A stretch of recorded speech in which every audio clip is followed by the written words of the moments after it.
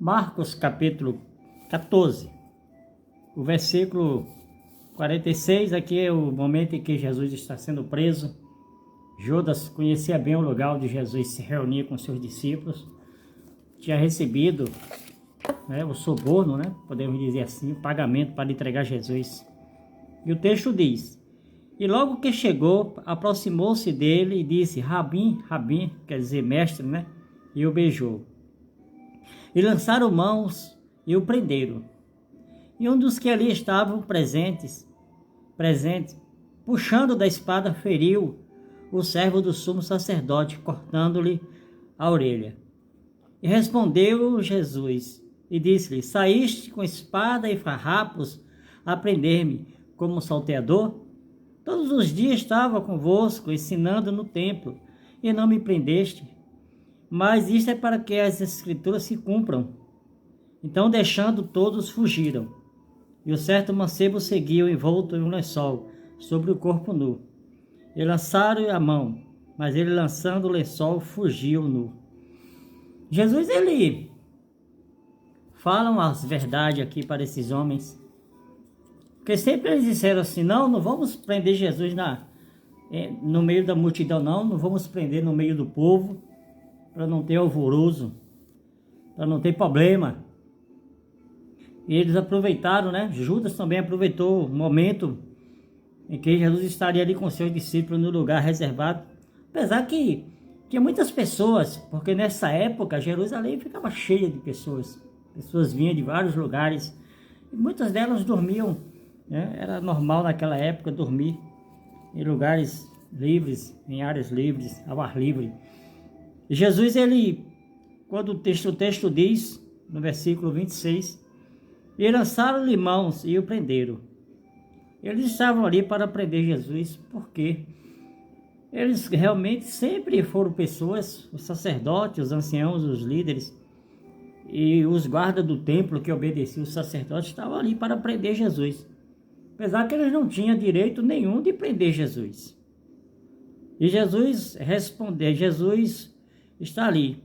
E um dos que ali estavam presentes, puxando a espada, feriu o servo do sumo sacerdote, cortando-lhe uma orelha. Lá em João capítulo 18, o texto diz que o nome, quem fez isso foi Pedro. Marcos já não diz aqui, mas diz que foi Pedro.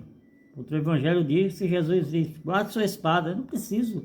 Se eu quisesse, eu tinha uma legião de anjos para me defender aqui. E Jesus, ele está aqui.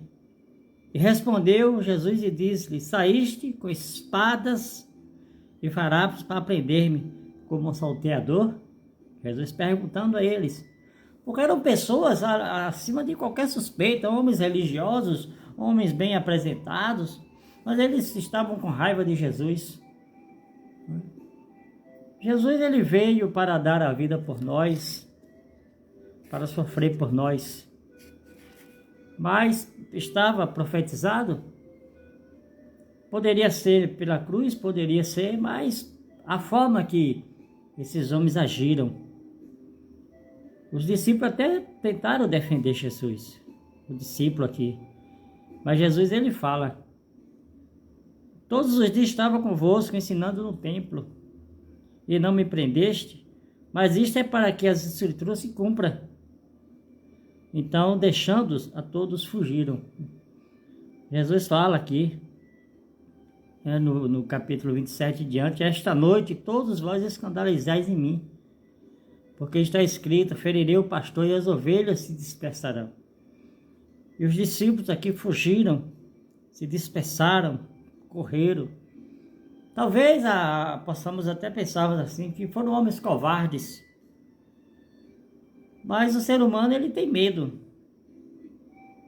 E os discípulos aqui, eles não reagiram também porque Jesus não permitiu.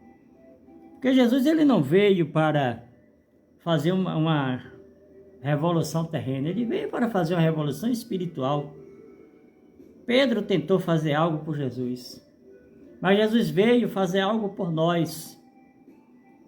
Ele veio para nos dar a vida. E ele mesmo se entregou. Mas a forma que esses homens foram atrás de Jesus, uma forma sorrateira, enganosa, traiçoeira. Jesus, ele vai porque ele diz que ele está fazendo isso porque está escrito. Ele fala em João, capítulo 18, né? Para se cumprir as escrituras. Os discípulos fugiram e ele diz para se cumprir as escrituras que nenhum deste que me deste se perca. Os evangelhos dizem a não ser o filho da perdição. Jesus, ele se entregou por nós, ele se deixou dominar pelos homens para que hoje venhamos termos vida. Jesus, ele foi preso para que você esteja livre. Livre para escolher com quem você quer passar a sua eternidade. Não é um sistema religioso que vai colocar você ao lado de Jesus. É a sua decisão de confessar como Senhor e Salvador. O único mediador entre Deus e os homens, Jesus Cristo, nosso Senhor. Liberte-se através de Cristo.